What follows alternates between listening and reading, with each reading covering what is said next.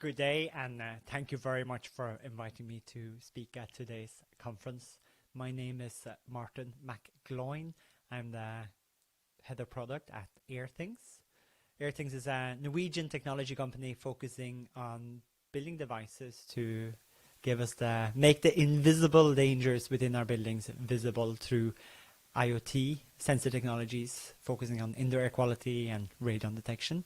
And we've been working with Microvent for quite a while now, and I think it's a very fruitful cooperation and really highlights the need for not only gathering data through the Airthings sensors, but also having the means to which to improve the indoor environment in an energy efficient manner.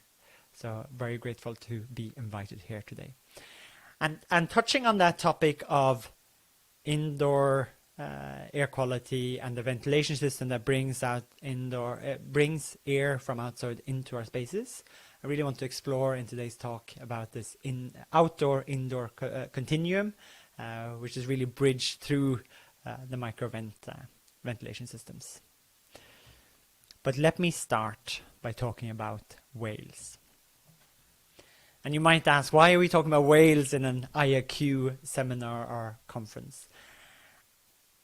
And the fact of the matter is we spend so much of our time inside our buildings. And I think a lot of you, if you've been to a webinar or a seminar or conference before about indoor air quality, you would have heard the phrase that we spend 90% of our time inside a building. And I don't want that phrase to become a cliche and repeated too often that we don't really let it sink in.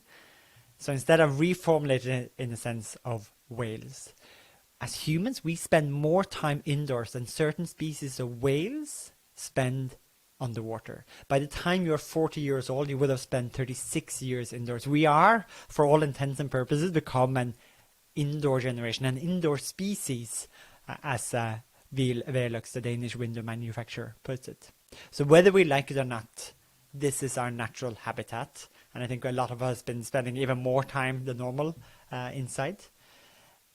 And we have become increasingly aware of the impact of how our indoor environment is impacting not only our health, our comfort, but also our cognition, our abilities to think and deduce and perform on a cognitive level. Though I think we all can agree that primarily when we talk about air quality, the conversation has focused on what happens outside the building, outdoor air quality. The research and media attention and the conversation has focused on and generalized about outdoor air quality, and I think that our attention now is slowly focusing and understanding that we have neglected the air and the environment we spend most of our time. And that's really this juxtaposition and this continuum is what I want to explore a bit more in today's webinar and try and regain that balance. Because it is quite clear to me that there's an interdependence, a continuum between what happens outside and inside of our buildings and our environments.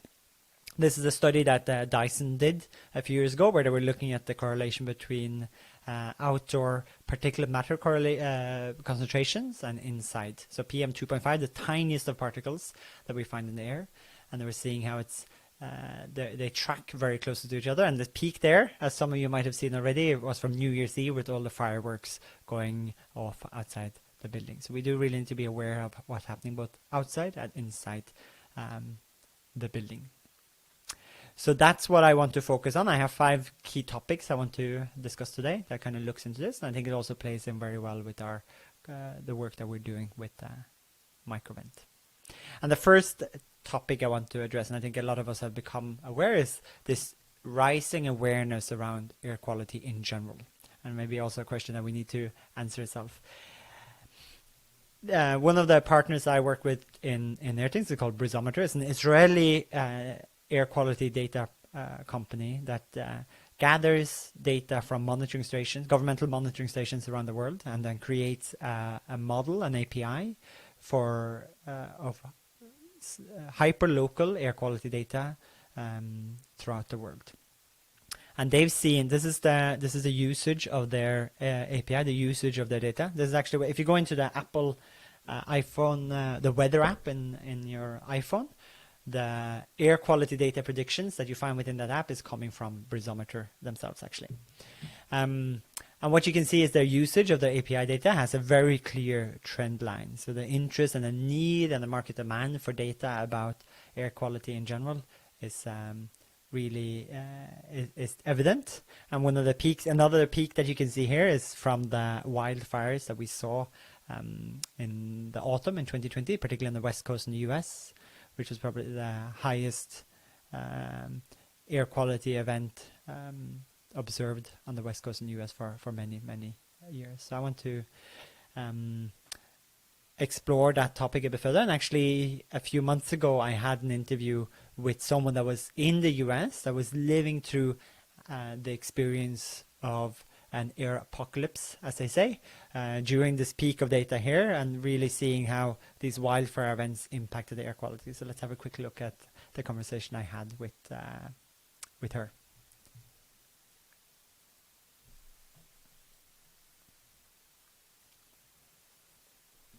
Hi. Hi, I'm Mimi Alkire, and I am right now in Bend, Oregon, which is about 150 miles from Portland. And we have a home in Portland as well. And during the worst of the smoke season, I was in Portland. This has been worse than anything I've ever seen in my life. But you still can't go outside. And life was so hard, and you can't keep the smoke out of your house. As hard as you try, you open the garage door, and then close the garage door, and then the garage smells like smoke, and then the house smells like smoke. And even, you can't see it, you can smell it, and you know it's there. Eyes burning, always have a sore throat. It was just awful. Some of my friends put wet towels along the bottom of the doors, and we just closed all the doors and windows and tightened the house down as well as we could. But if you have to leave and go out and get in your car and drive somewhere, you open your garage door, like I said, and then the garage fills up with smoke. It actually hurts. You pull that into your lungs and it burns all the way down. And luckily, maybe not luckily, but we still are in such a terrible space for COVID that we all are wearing masks. But the masks that we're wearing might protect us from COVID, but the smoke gets through.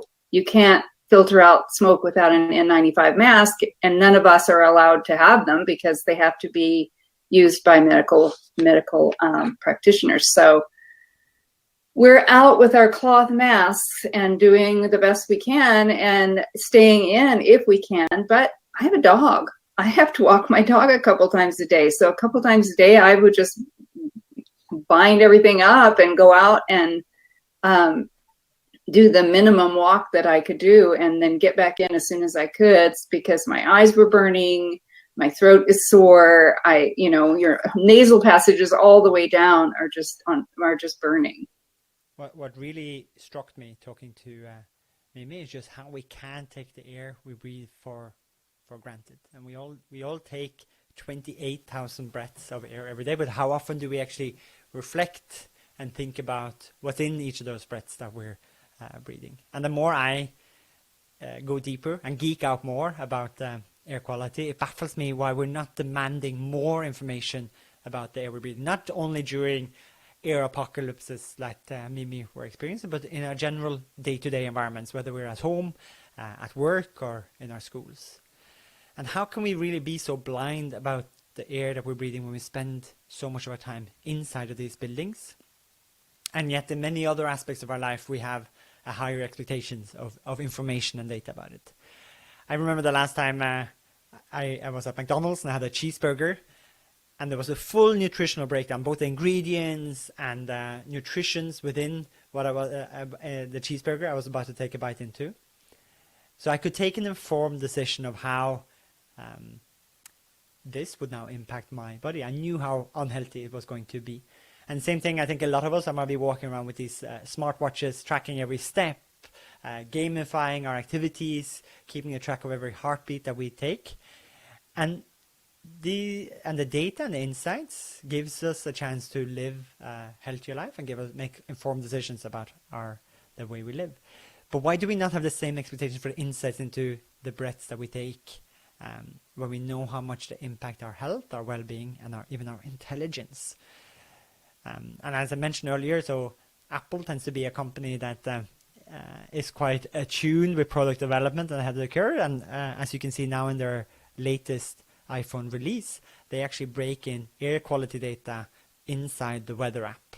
And that's again powered by breathometers. I really see this as another indicator of a shift in awareness and expectation around the air that we're breathing. But really, the key event or the key change in this rising awareness was, of course, the year that we've been through. This is the elephant in the room. And I think a lot of us become a little bit more hypochondriac, but definitely everyone in the last year has had the thought in their mind, what's in the air I'm breathing?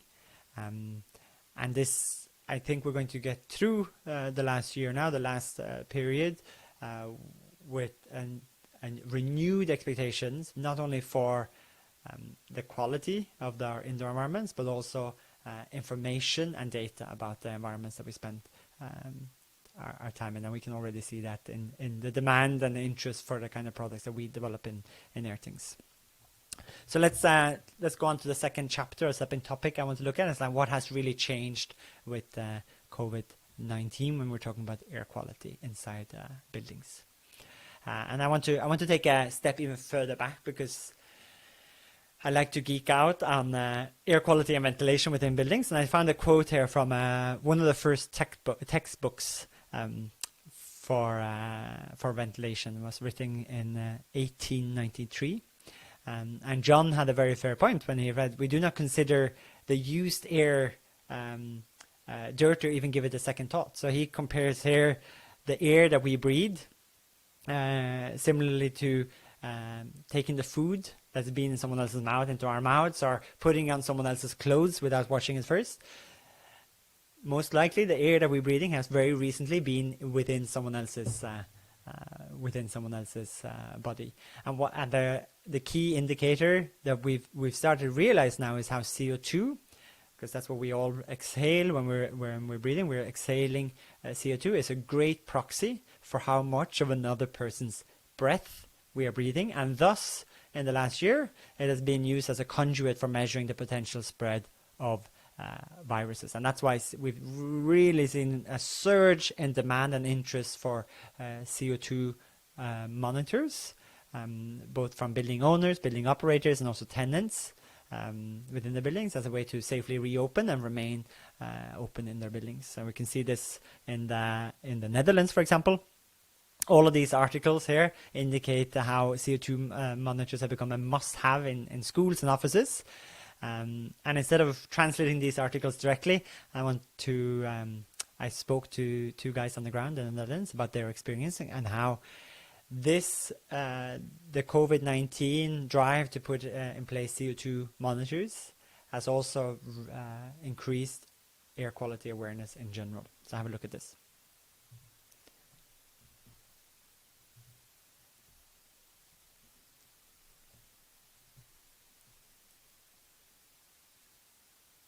Hi guys! Hey Martin, good to see you again. Marijn and Roland from Labots in the Netherlands. The Netherlands is going crazy. I've been seeing news stories all over the place that CO2 monitors are just being ripped out of the stores, and that there's no more CO2 monitors possible to buy from the Netherlands. What's happening? Yeah, that's true, man. You know, it's in the news everywhere since the whole COVID-19 situation. Last month only, we got about 20 news items in the national television, in the newspapers. Air quality is just a thing that's top of mind right now in the Dutch society. Every school in the Netherlands has to test their CO2 levels in the schools, because last month the schools were opened again. Right now there is a team set up, like a task force, and they have to monitor all the schools in the Netherlands. So manually. Manually. They have to visit the school with paper and pen, and then they have to go to a classroom and say, all right, there are 30 people in this class. This is the volume. And then they have to go.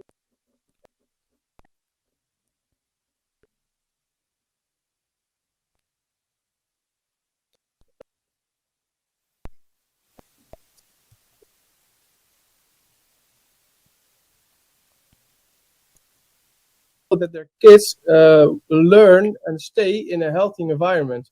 When you got a good chair, you got a good desk, why not breathe good air? There were rumors for quite some time that the air quality inside older buildings was not good, as known as the big sick building syndrome. But now, with the attention from COVID all over, the awareness reaches It's everybody. crazy to think about how much we will dwell over ensuring our kids have the best textbooks, the best education, a chair, a good classroom, but how much thought have we historically given to ensuring that they have a healthy and productive air to really be conducive to a learning environment. And that's really the change that we're seeing here, is that these organizations, national authorities, are setting standards on CO2 monitoring as a way to safely reopen and ensuring that there's sufficient air exchange within the buildings. But it's also making a lot of people think, okay, well, what other impacts does the air that they're breathing have for my kids at school, or also for me in my office environments? But it's not only in the Netherlands I've seen this change. There's similar kind of legislation coming through in Germany, where they're actually calling these air quality ratings as hygiene ratings. So actually how hygienic is the air that you're breathing based on the CO2 concentration, also requiring that schools and public places have CO2 sensors in place. And similarly also REFA, which is the European-wide Association for Ventilation Technicians, came with very clear guidance to install a CO2 monitor with traffic light indication. So clear traffic light colors, green, orange, green, amber, red, based on the CO2 levels, to give a clear indication to anyone in the space where there is sufficient air exchange to minimize the transmission of viruses. But we also know, and we'll get back to that CO2 in itself can impact our bodies in other ways as well. So it actually has a dual impact. We also see similar guidance coming in the UK and the CDC now as well. It's been very clear that ventilation is a key component, and telling all of the operators here to go to 100% outdoor air. So that's the other mark I've pointed out there. So switching your air handling units, your ventilation system, don't recycle air.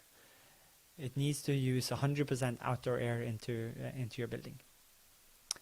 But then, as we know, the reason we've historically in many areas haven't constantly used 100% outdoor air in our ventilation is as an energy saving factor, to minimize the amount of air that we have to heat or cool and bring into the building. Instead, we recirculate and just take a small fraction of the air from the outside. And that really brings us back to another challenge that we face when we talk about indoor air quality, and it's really getting this balance right between the health, the well-being, and the cognition of the people within the building, and ensuring that we can have an energy efficient operations in our building that is not wasting the energy.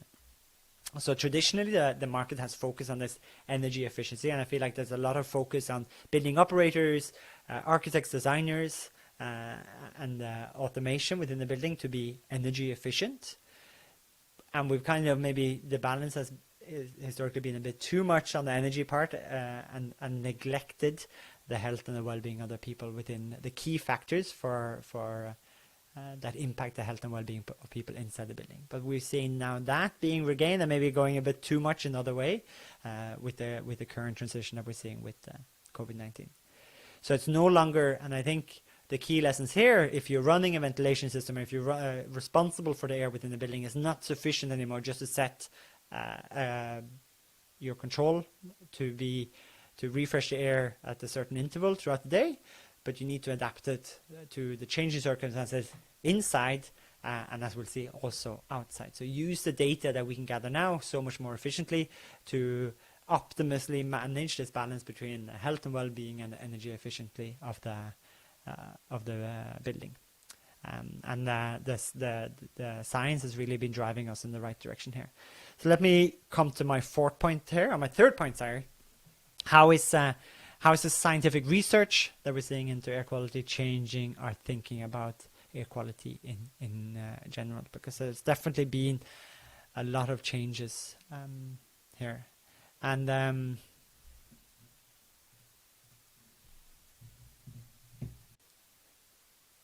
I think it's just mind-boggling how the air that we're breathing impacts us and our bodies in so many ways. Not just the obvious ones when we think about our lungs and our respiratory systems, but throughout our whole bodies, even our behavior. It can affect our intelligence, and it's even shown a correlation with violent crime rates in certain cities. And even recent studies have even seen correlations between the air that we breathe, sight loss, and even infertility. And the aspect that has had me the most curious and interested, and what I've focused a lot of my work on, is how the air that we're breathing is impacting the intelligence of people working in office environments, or even our abilities for our kids to learn in the school environment.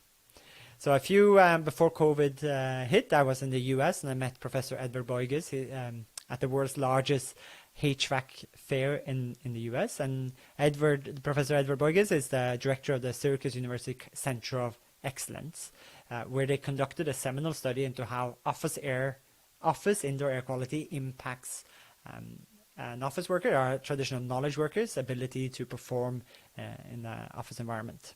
So what they had done is actually built a 4-story office building with a very advanced ventilation system where they could finely tune the CO2 and VOC levels within the buildings. And they invited in these knowledge workers from the local area to come in and do their normal work. And after for quite a few number of weeks, but at the end of every day, they performed a cognitive test. So it was a cognitive test that measured their abilities across 9 different parameters. And what they did is every day they would tweak the levels of CO2 and VOCs to replicate the levels of your average office environment, an okay ventilated office environment, and a very well ventilated office environment. Like the levels that are the lowest possible levels achievable using a standard HVAC system. And surprisingly, the results showed that this very little increased exchange rate has a significant impact on the cognitive test results. So what they found is that this conventional office environment versus an increased ventilated space saw an overall cognitive performance increase of 101%. And I think this slide just speaks for itself. Is truly mind-boggling. The impact that the air inside our buildings have on us was succinctly summarized in a book that was published last year, and it's a book I have back behind me here now. It's called Healthy Buildings, and it's a highly recommended book. And they actually cover a lot of research from this study. This is Professor Joseph Allen from Harvard University, was one of the co-authors of the book, and really just summarizes how the indoor spaces can drive performance and productivity, and covers off all the science behind this. And one of the thoughts I had reading through this is that ROI for ventilation, ROI for ensuring sufficient air exchange within an office or school is so simple.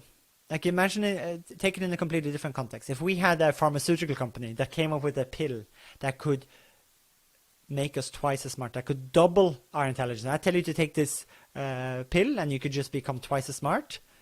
The market capitalization of the company would just be astronomical. Everyone would want that pill. But we have it already, and that is ensuring sufficient ventilation. And ventilation has been ignored for such a long time. And we're making these investments now, making this awareness around CO2. But it's so important, not just within this context to mitigate or reduce the transmission of viruses, but it's something that we should take with us and ensure improves our office and school environments going forward. So ensuring ventilation, not just for creating a safe environment, also a productive environment. And the costs associated with the difference here in costs, they estimated in the study that the difference in operating costs was around $40 per employee per year. And then they also calculated, okay, well, what does these levels of increase in cognitive abilities translate to into productivity? And the improvement cost was $6,500 per employee. So you spend $40 per employee more to ventilate the space, and the productivity gain is $6,500. The ROI is very simple. I think in the same book, they very succinctly summarize the results from all of this by saying that the person that manages the HVAC system within your building has a bigger impact on your health than your doctor. So we can, as people responsible for indoor environments, we can have a profound impact of not only the well-being and health, but also the brains of the people that spend inside the building. So it's a key message to take with us today.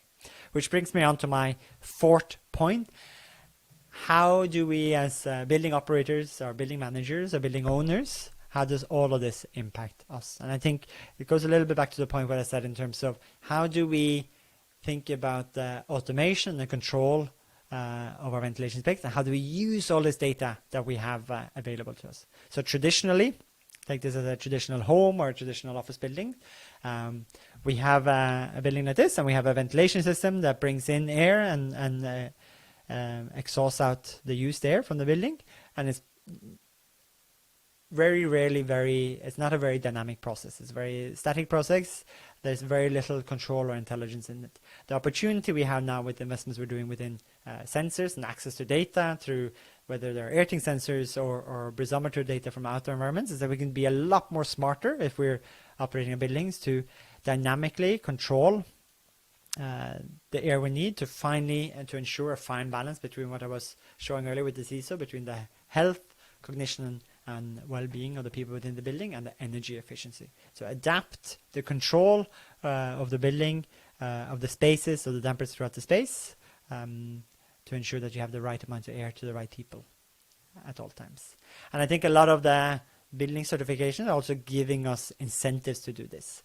So if you want to ensure a healthy indoor environment, we need to also ensure that we have the insights from both indoor and outdoor, and it's important to be aware of the emerging influences of these building certifications that I'm showing here, or standards that are changing or helping us rebalance this, help us re-establishing the balance between energy efficiency and the health of our buildings. So this is, for example, a reset standard coming up from Canada and China, really focusing on being continuously monitoring the air quality within the building and certifying the building not at one point in time doing one-point measurements, but a continuous certification based on the results of your sensor data throughout your building. Is focusing on holistically, focusing on the indoor environment, making sure it's looking through all the aspects: air, water, mind, thermal properties of the building, ensuring that these are the best for the well-being of the people within the building. And then also both LEED and Fitbel now have a more human-centric approach to how you certify and get a seal of approval that you have a great building operations going on. What I really like, for example, in the standard is how they are specifying and encouraging building owners and operators to be more transparent about the data within our buildings. So a little bit back to my point about getting the nutritional breakdown and the ingredients of the air when you enter a building. They actually now require that you have a screen displaying all the air quality parameters to everyone that enters the building, so they can see themselves and make an informed decision of how the air within the building will impact their body. So actually, here describes that you either have an app or a TV screen that not only shows the air quality measurements within the building, but also educates the inhabitants in the building of what this really means for them. Because I don't think a lot of people have a relationship to what 400 versus 800 ppm CO2 or 50 micrograms per cubic of PM2.5. What does that really mean for me and myself? So it's also kind of how do you translate this raw data into something that people can relate to. And I think another aspect there is how do you make this accessible? And something one thing I developed last year with Airthings is how do we make air quality data more accessible to the end users? So we developed this ability next to our sensors to hang up a QR code, and anyone with a camera on their phone can scan the QR code and get real-time data from the sensor, whether it's in a classroom or in a meeting room or an office environment.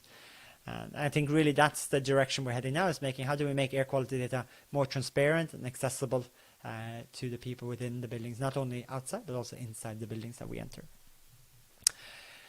So finally, how do we avoid drowning in air quality data? So I've been talking a lot about the influx of data points that we now have access to, not just temperature and humidity, but CO2, PM data, VOCs, NO2, SO2, CEO.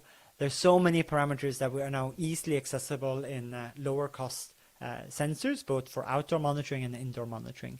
So how do we as building operators and owners not drown in all this data? And I think a key lesson here is that we need, as professionals, as an industry as well, be able to translate this data into something that's relatable, tangible, and actionable for the end users.